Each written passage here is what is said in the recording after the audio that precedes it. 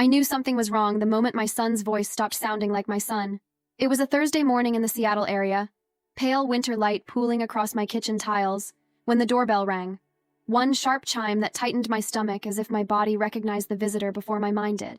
When I opened the door, Brooke stood on my porch in a cream coat that looked expensive enough to cover a month of groceries. Her smile was polished. Her eyes were not.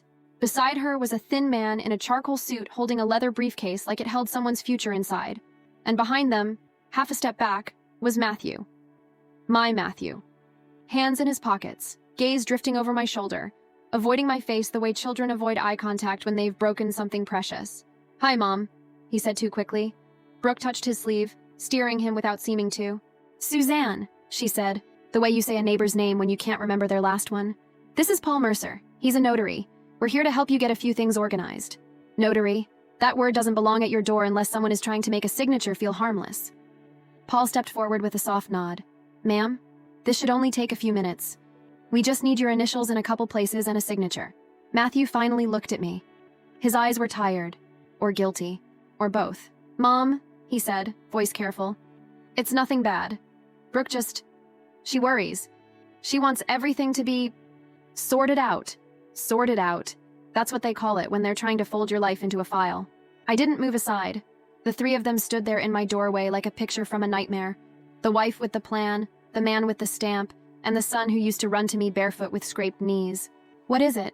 I asked, keeping my voice gentle, the way I used to when Matthew was little and afraid of thunder.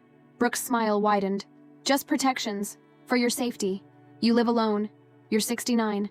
This house is a lot for one person. We thought it would give everyone peace of mind. My house." She said it like a burden. Matthew cleared his throat. "It's not about taking anything, Mom. It's just, in case something happens. Something happens. A fall. A mistake. A slip. A story they can tell about you when you're not in the room." Paul angled his body like he expected to be invited in. "May we come inside, ma'am? It's cold." Matthew's breath fogged in the air. He rubbed his hands together like he couldn't get warm even in a sweater.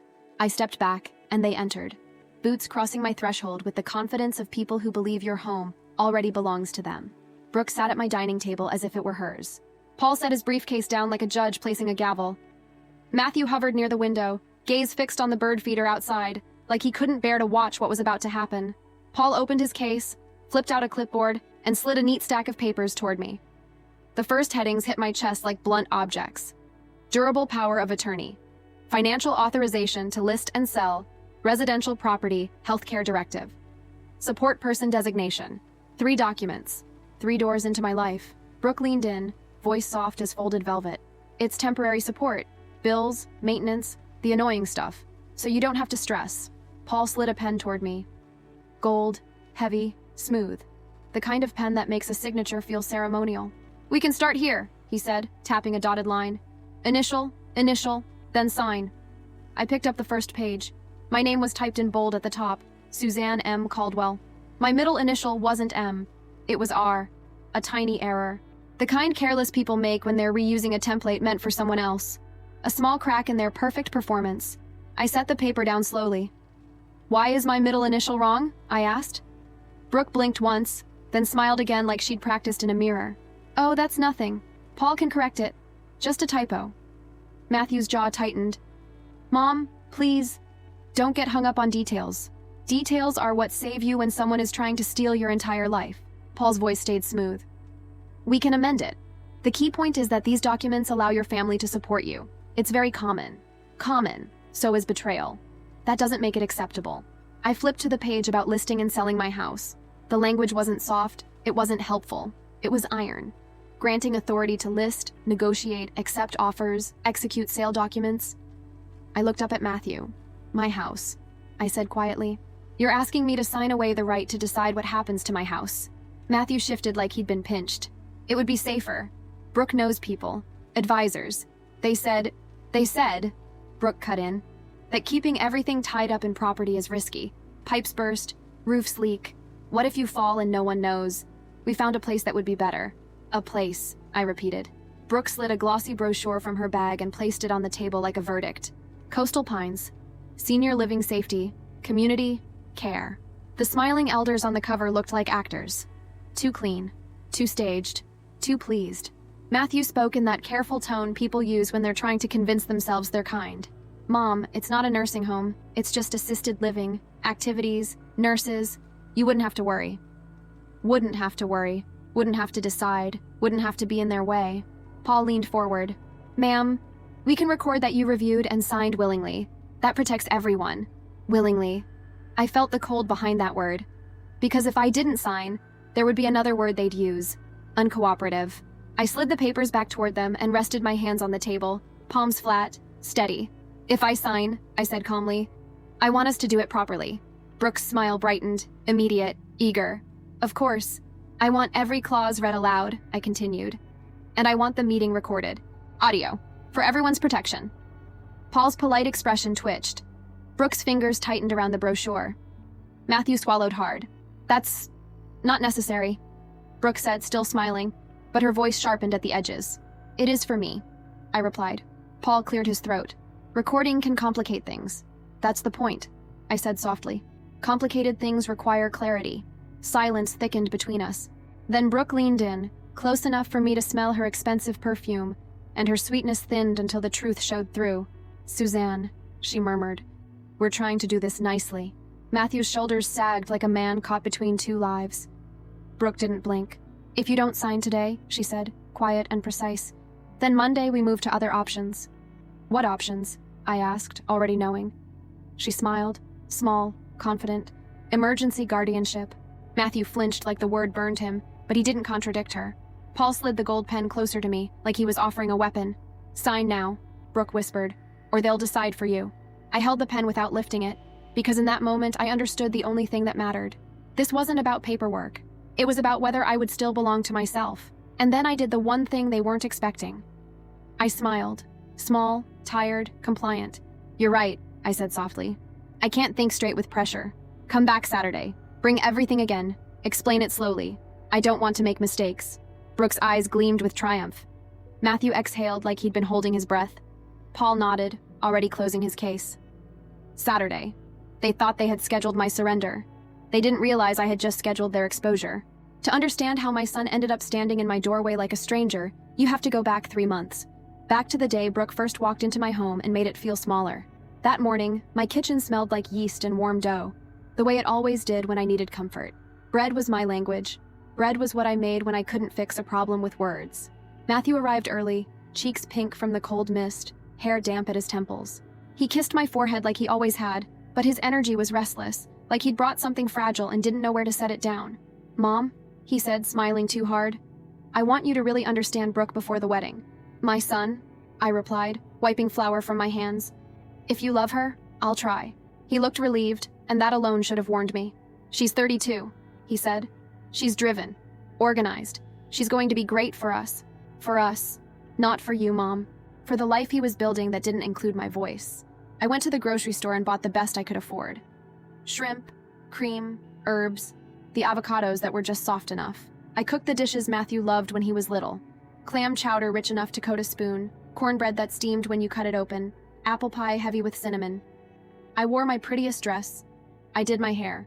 I put on lipstick that felt almost silly at 69, but I wanted to show respect. This woman might be the mother of my future grandchildren, I told myself. When the doorbell rang, my heart jumped like it was 17 again. I opened the door with my arms ready for a hug. Brooke stood there in a sleek green dress and heels that clicked across my porch like tiny hammers. She didn't hug me. She touched my shoulders with her fingertips, as if warmth was something that could stain her. Nice to meet you, she said, eyes sliding past my face to the inside of my house. She stepped in and looked around, not like a guest admiring someone's home, but like a buyer assessing square footage. Matthew's smile widened. Mom, isn't she beautiful? Brooke gave him a quick, bright glance, then returned her gaze to my living room. The framed photos, the quilt on the couch, the grandfather clock my husband restored before he died. Her mouth tightened slightly, as if she'd tasted something inferior. During dinner, I tried to make conversation. Tell me about your work, I asked. Office, she said. What do you enjoy? Any hobbies? Busy, she replied, eyes dropping to her phone. Do you like cooking? I asked, hopeful. Because cooking is where women like me have always found common ground. Brooke lifted her eyes and gave me a smile that felt like a closed door. I don't have time for that, she said. I prefer ordering in, or going to proper restaurants. Proper. The word lodged in my chest like a splinter. Matthew chuckled awkwardly. Mom's food is amazing. You'll see. Brooke poked at her plate, separating ingredients as if she feared contamination. Her glossy red nails looked out of place against my simple ceramic dishes. Wow, she said eventually. Very homey. Homey, the way people say quaint when they mean small. Over the following weeks, each visit grew heavier. Brooke perched on the edge of my couch, as if sitting fully might leave a mark. She scrolled on her phone while Matthew filled the air with stories, trying to smooth over the unease. And when she spoke, it was always framed like concern. It must be hard keeping up with this place, she said one morning, watching me wipe the counter. So much to maintain. I like it, I replied. It's my home. Brooke's gaze flicked to Matthew, and I saw the look they shared. Quick, subtle, practiced. A glance that said, not for long. Wedding prep became a slow erasure. Brooke chose everything without asking me. Colors, seating, music. She spoke to vendors like she owned the event, and when I offered help, she smiled as if indulging a child. I can bake the cake, I said one afternoon. It's tradition in our family. Brooke laughed. Light, cruel, polished. Oh no, Suzanne, she said. We'll let professionals handle that. I don't want anything homemade. Homemade. The way she said it, it sounded like a disease. That night, I cried alone in my kitchen, clutching the apron my mother gave me when I got married.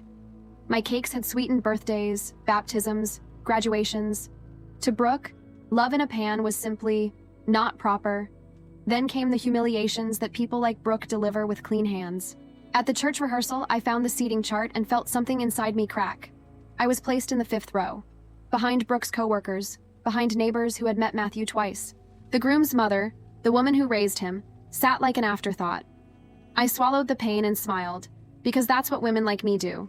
We swallow, we smile. We don't ruin the day. At the reception, Brooke introduced me as Matthew's mom, never using my name, never saying mother-in-law with any warmth.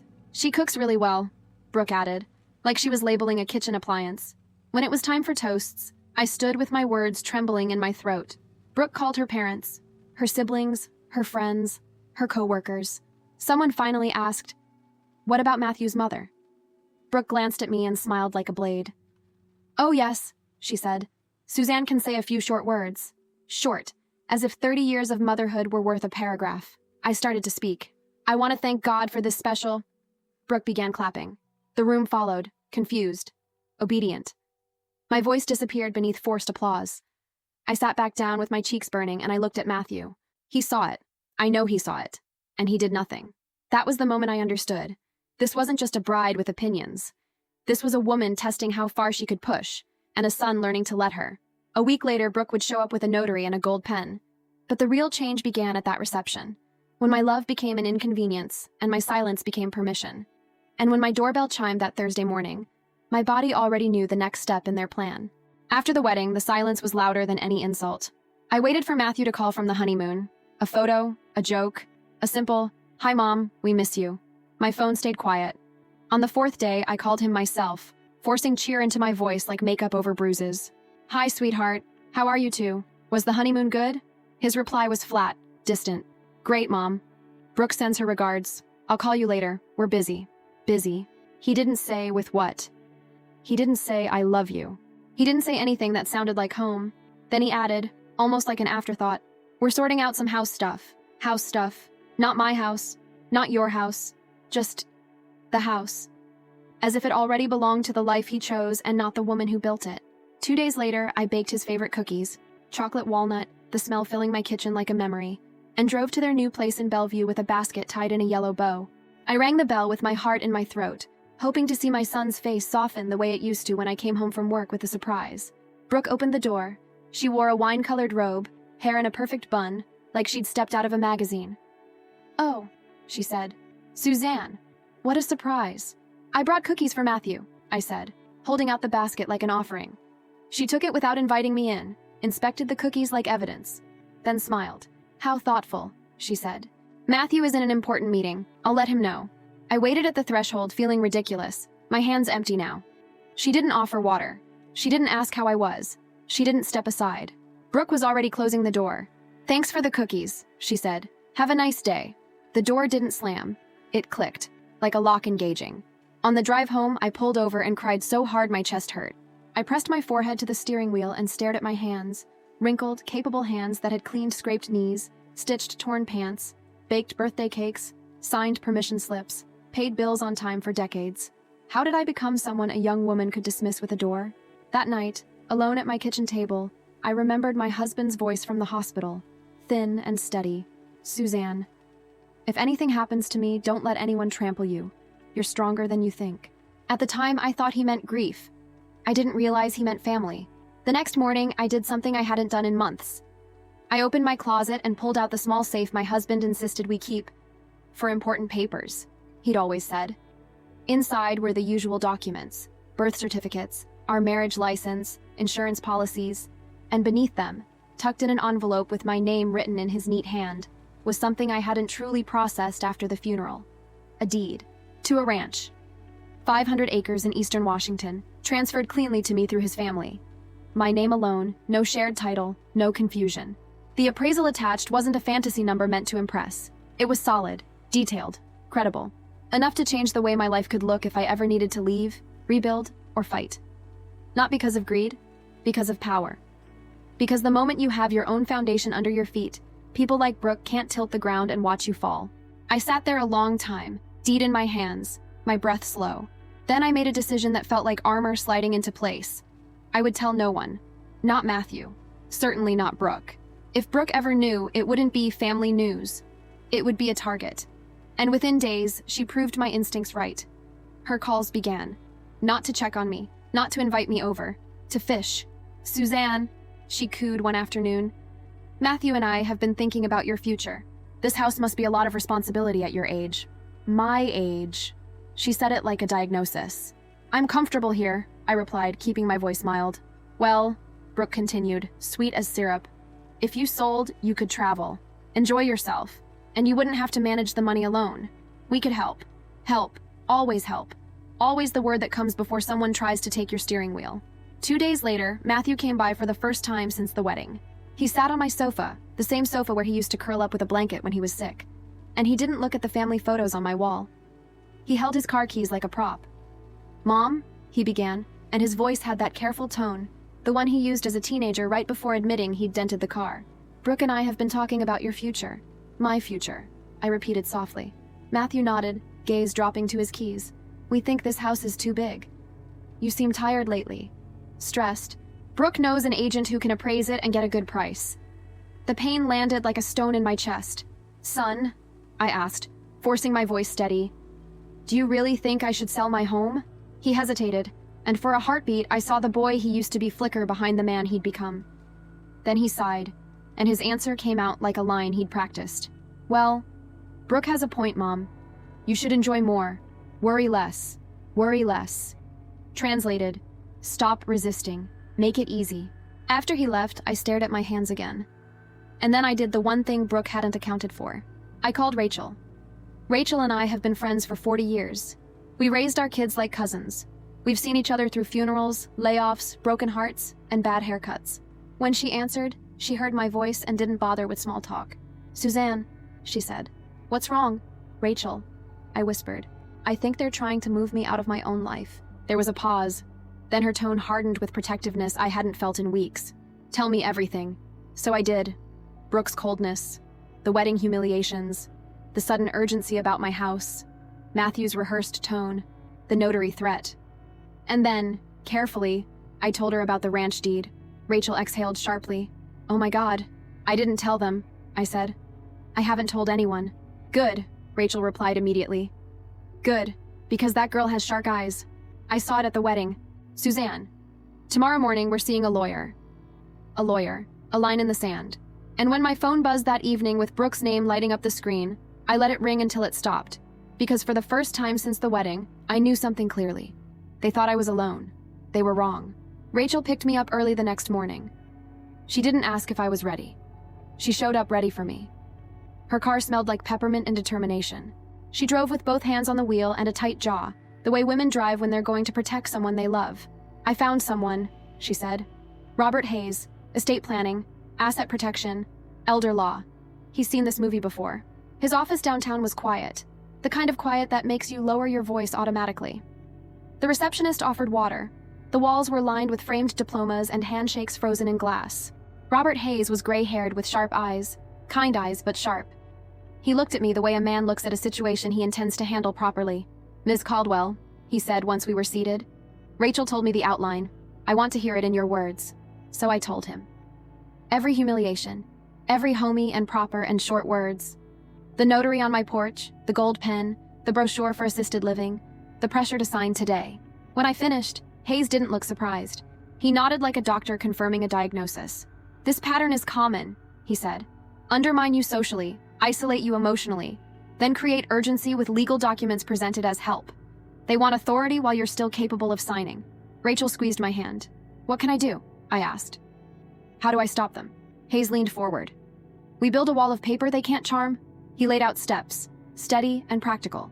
"You will not sign anything without independent counsel. We update your estate plan immediately. We create a trust structure that protects your home and your ranch. We name your support team, someone you trust, for finances and healthcare. And we document capacity." "Capacity?" I asked. "Your clarity," he said simply. "So if they threaten guardianship, we have evidence you're competent and aware. Evidence." That word became my anchor. We worked for hours. Hayes drafted documents that felt like shields instead of traps. Irrevocable trust. A durable power of attorney naming Rachel. Not Matthew, not Brooke. A healthcare directive naming Rachel as decision support if I ever truly needed it.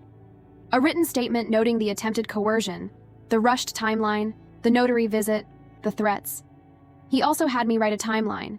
Every call from Brooke, every mention of selling, every "for your safety," every hint that I was confused.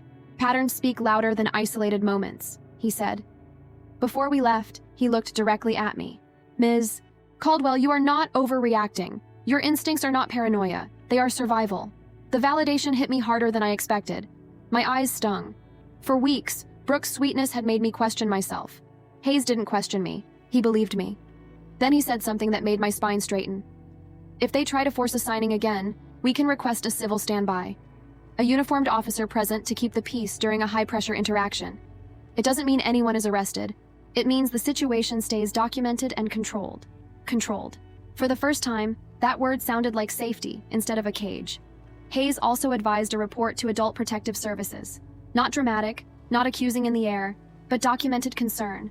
Coercion attempt, signing pressure, threat of guardianship. APS couldn't promise magic, but they could open a file, give a case number, and be available to advise. Rachel's grandson installed a doorbell camera on my porch the next day. A tiny lens with a steady light. Quiet witness. "Smile," Rachel said, half joking. "Now your house has memory." Then she handed me a small digital recorder. "Press this," she said. "It records for hours. If they come back, we'll have their words." I held the recorder in my palm like it weighed more than plastic. It weighed truth. Brooke called the following day. "Suzanne," she said. "All honey, have you thought about Coastal Pines? There's a wait list. We need to secure a spot. Urgency." Another classic tool. I took a slow breath and let my voice soften into the frailty Brooke expected. "I've thought," I said, "but I get confused with papers. Could you come Saturday and explain it again?" Slowly. "I don't want to make mistakes." A pause. Then Brooke's triumph came through the phone like sunlight on metal. "Of course," she said. "Saturday afternoon. We'll bring everything. You'll see. This is best for everyone."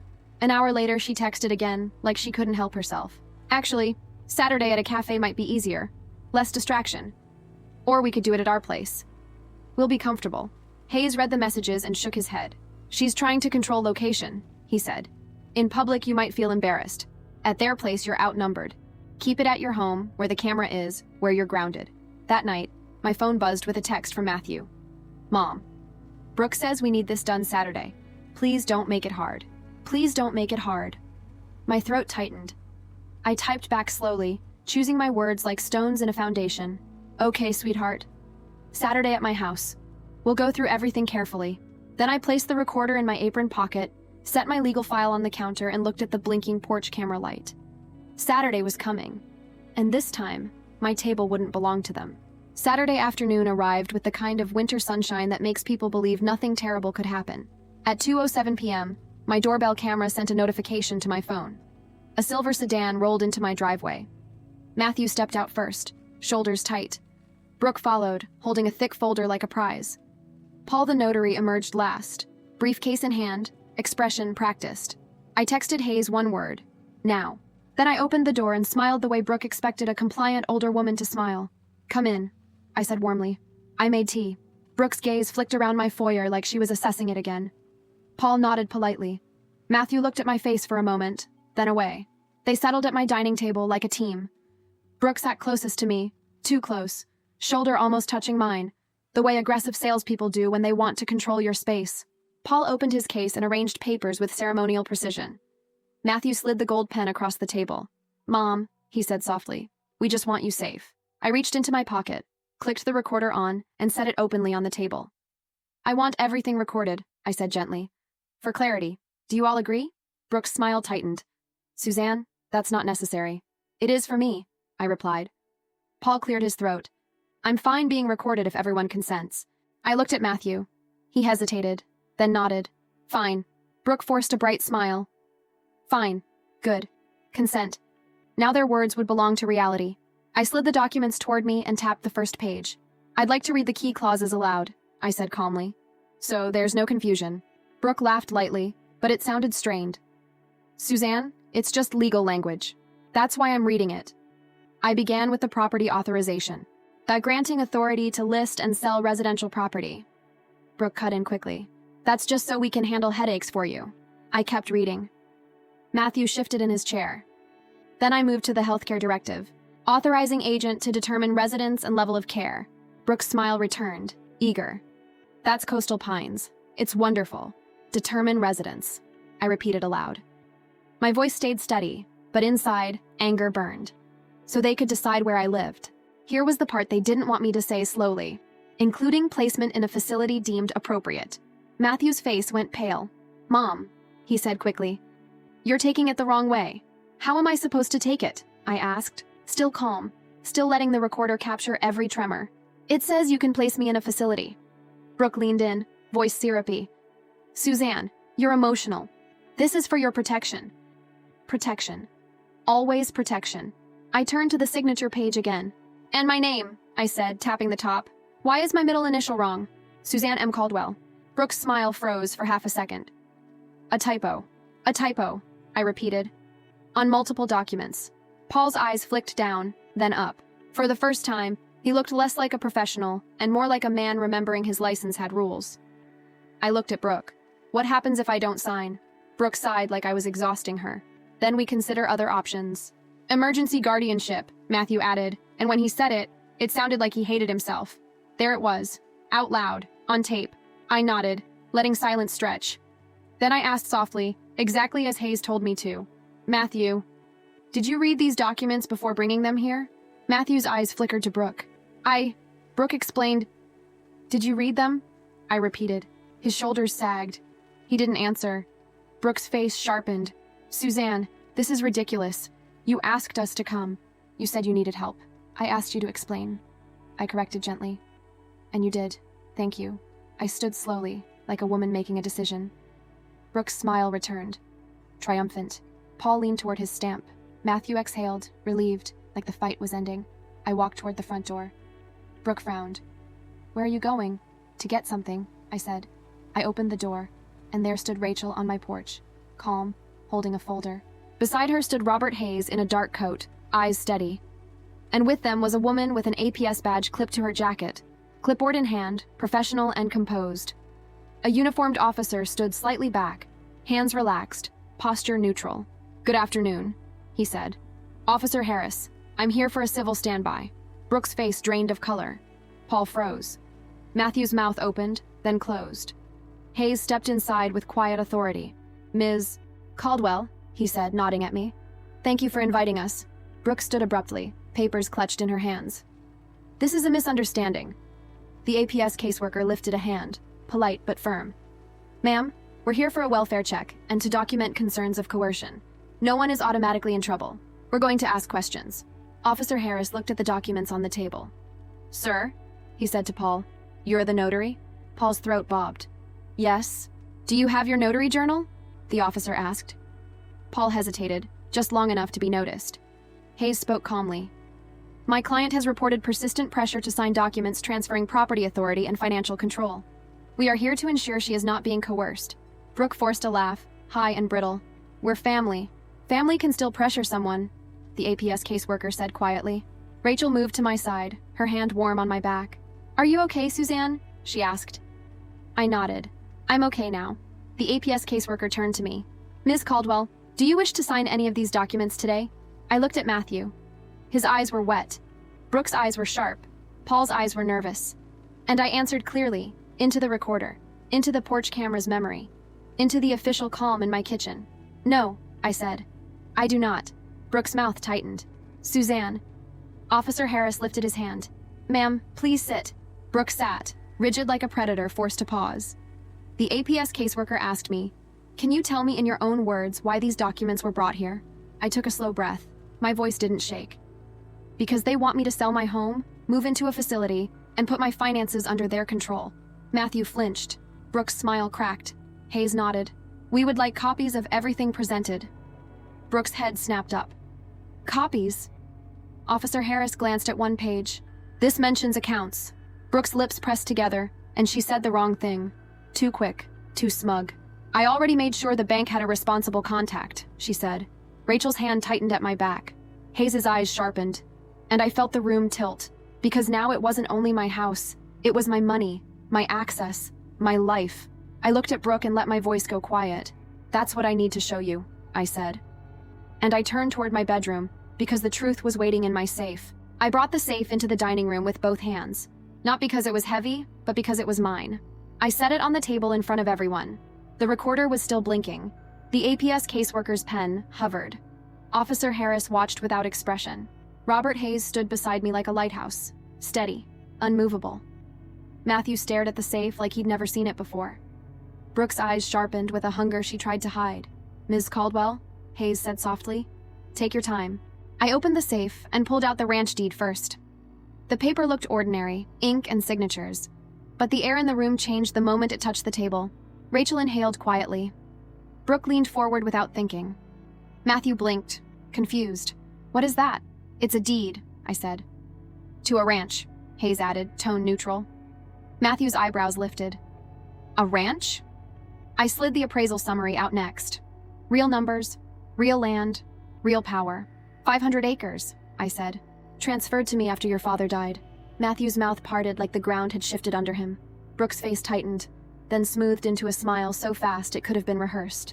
Suzanne, she said softly, why didn't you tell us? Because I could see who you were, I thought. But I didn't say it. Instead, I looked at my son. Matthew, I asked quietly, why did you bring a notary to my door? His eyes filled. Mom, Brooke said. She said it was safer. She said you'd feel relieved. Did you ever ask me what I wanted? I asked. He didn't answer. Brooke pivoted instantly, voice bright with false compassion. Suzanne, this confirms what we've been saying. These assets need management. Professional management. You shouldn't handle this alone. There it was. The reveal of her real interest. Not my safety. My ownership. Officer Harris glanced at the papers. Ma'am, he said evenly, were you attempting to obtain financial authority over Ms. Caldwell today? Brooke's smile held, but her eyes flashed irritation. We were trying to protect her. Hayes placed a separate folder on the table. Clean, prepared. Ms. Caldwell has already protected herself, he said. Her assets are now held within a trust structure with clear instructions. Financial and healthcare authority rests with her chosen agent. Brooke's gaze snapped to Rachel. Her friend? Rachel lifted her chin. Yes, me. Matthew looked between us, breathing hard, like the room was spinning. Brooke's tone sharpened. This is unbelievable. Matthew is her son. And I'm her choice, Rachel replied. The APS caseworker spoke gently to me. Ms. Caldwell, do you feel safe with your son and daughter-in-law? I looked at Matthew, and the answer broke my heart. With my son alone, I said. Sometimes. With Brooke involved, no. Brooke's smile vanished. You're being dramatic, she snapped, and the mask finally slipped. Officer Harris raised a hand. Ma'am, keep your voice level. Brooke's hands trembled as she gathered the documents she'd brought, clumsy now. This is a misunderstanding. We were trying to help. Hayes pointed to the signature lines. These authorize selling her home and controlling proceeds. That is not help without independent consent. Officer Harris turned to Paul. Sir, I need your identification and your notary journal entry for today. This is not an arrest. It's documentation.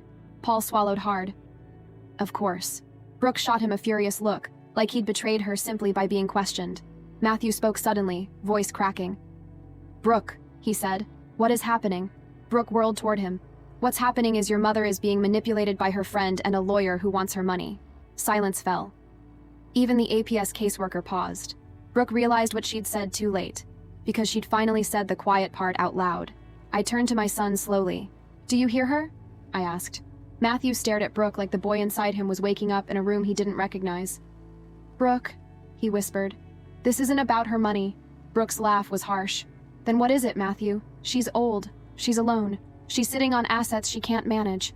We could build a life built on my disappearance." The APS caseworker wrote something down, calm and precise. Officer Harris looked at Brooke. "That statement is noted." Hayes nodded toward me. "We will contact the bank today to audit any recent account access changes, trusted contact additions, or attempted authorizations." Brooke's head snapped up. "Trusted contact?" Matthew turned sharply to her. "Did you do something with my mom's bank?" Brooke's eyes darted, calculating. Then she lifted her chin. "I made sure there was someone responsible on file," she said. "Because she's stubborn." Stubborn. Another word for refusing to be stolen from. Officer Harris's voice stayed even. "That will be followed up." Brooke stood abruptly, knocking her chair back. "This is ridiculous!" Rachel's voice cut through, firm. "Leave the documents you brought." Brooke hesitated, then dropped the stack on the table like trash. She stormed out, heels clicking fast. No more elegance, only escape. Paul followed with shoulders hunched, eyes down. Matthew didn't move at first. He stood in my living room like a man staring at the damage he helped invite. Officer Harris and the APS caseworker gave me a case number and next steps. Hayes explained what would happen next. Bank calls, written notices, documentation, and if needed, a protection plan. Then the officials left, and my kitchen was quiet again, but different. Not empty. Safe. That evening, Rachel and her grandson helped me do the practical things that turned safety into reality. We changed the locks. We added a chain.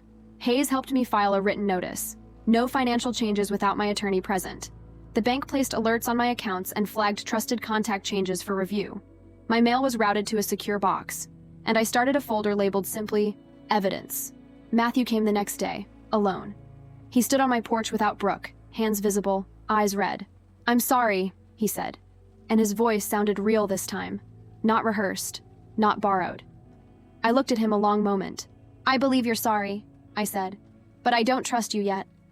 He flinched like the truth hurt. "I'll do whatever you want," he whispered. I nodded once.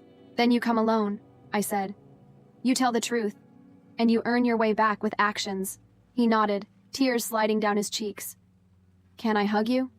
he asked, voice small. I hesitated. Then I let him, briefly, because I'm still his mother even when I'm protecting myself from him. Weeks later, Brooke filed for divorce when she realized there would be nothing to control. Matthew began coming every Sunday alone. Sometimes we talked, sometimes we sat in silence. Trust doesn't return because someone says sorry. It returns because someone proves it. And on a clear winter morning, I drove out to the ranch. I stood on the porch of the main house and watched sunrise spill gold over land my husband protected for me, long before I knew I'd need protecting. The wind smelled like pine and freedom. I wrapped a blanket around my shoulders, sipped hot coffee, and breathed deeply. At 69, I learned something I wish I'd known earlier. Love without respect is not love. Family does not get a key to your life simply because they share your blood. And silence can be a shield, until the moment comes when speaking the truth becomes the sharpest weapon you own. My name is Suzanne R. Caldwell. I belong to myself. And no notary, no glossy brochure, no polished smile will ever decide my life for me again.